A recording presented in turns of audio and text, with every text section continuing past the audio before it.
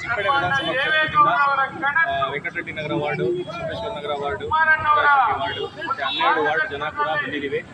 ಇವತ್ತು ನಮ್ಮ ಪಕ್ಷದ ಜನತಾ ಸಮಾವೇಶ ಬೆಂಗಳೂರಲ್ಲಿ ಹಮ್ಮಿಕೊಂಡಿದ್ದೀವಿ. ಮತ್ತು ಪಕ್ಷದ ಬೆಳ್ಳಿ ಹಬ್ಬ 25ನೇ ವರ್ಷದ ಕಾರ್ಯಕ್ರಮನ ನಮ್ಮ ಹಿರಿಯರು ಪೂಜ್ಯ ದೇವೇಗೌಡರು ಸಾಹೇಬರು, ಕುಮಾರಣ್ಣವರು ಹಾಗೂ ನಿಖಿಲ್ ಕುಮಾರಸ್ವಾಮಿ ಅವರ ಸಾರಥ್ಯದಲ್ಲಿ ಇವತ್ತು ಬೆಂಗಳೂರಿನ ಕೊಮ್ಮಘಟ್ಟದಲ್ಲಿರುವಂಥ ನೈಸ್ ಗ್ರೌಂಡ್ನಲ್ಲಿ ಅದ್ದೂರಿಯಾಗಿ ಕಾರ್ಯಕ್ರಮ ನಡೀತಾ ಇದೆ.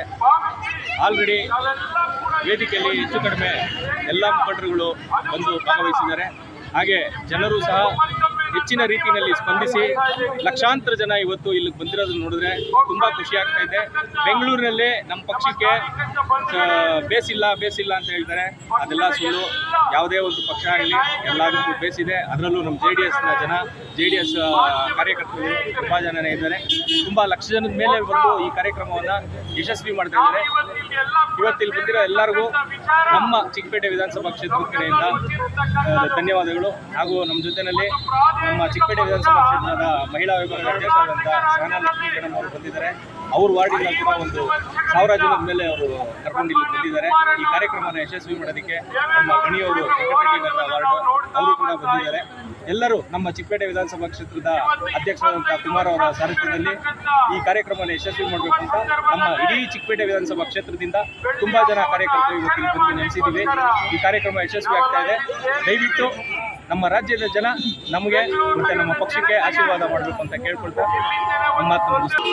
ಹೇಳಕ್ಕೇನಿಲ್ಲ, ನಮ್ಮ ಬಲ ಎಷ್ಟಿದೆ ತೋರ್ಸಕ್ಕೆ ಅಂತಾನೆ ಬಂದಿರೋದು. ನಾವು JDS ಇಷ್ಟಿಂದಾಗ ಕಾಣಿಸ್ತಿರ್ಲಿಲ್ಲ ಅಂತಿದ್ರು, ಕಾಣಿಸ್ತಿತ್ತು, ಅದು ಯಾರು ಅದನ್ನು ಗುರುತಿಸಿರ್ಲಿಲ್ಲ. ಅದು ಇವತ್ತು ನೋಡ್ತಾ ಇದ್ದೀರಾ ಎಷ್ಟು ಜನ ಸೇರಿದ್ದೀವಿ ಅಂತ. ಲಕ್ಷಕ್ಕಿಂತಲೇ ಜಾಸ್ತಿ ಜನ ಸೇರಿದ್ದೀವಿ. ಇದರಲ್ಲಿ ಎಷ್ಟು ಮಹಿಳಾ ಇದೆ ಜಾಸ್ತಿ ಸೇರಿದೆ. ನಮ್ಮ ಮಹಿಳಾ ಶಕ್ತಿನೂ ಜನತಾ ಇದಕ್ಕೆ ಸಪೋರ್ಟ್ ಇದೆ ಅಂತ ನಾವು ತೋರ್ಸಕ್ಕೆ ಇಲ್ಲಿ ಯಶಸ್ವಿಯಾಗಿ ನಡೆಸ್ಕೊಡಕ್ಕೆ ಬಂದಿದ್ದೀವಿ. ಸರ್, ಚಿಕ್ಕಪೇಟೆ ಕ್ಷೇತ್ರದ ಅಧ್ಯಕ್ಷ ಕುಮಾರ್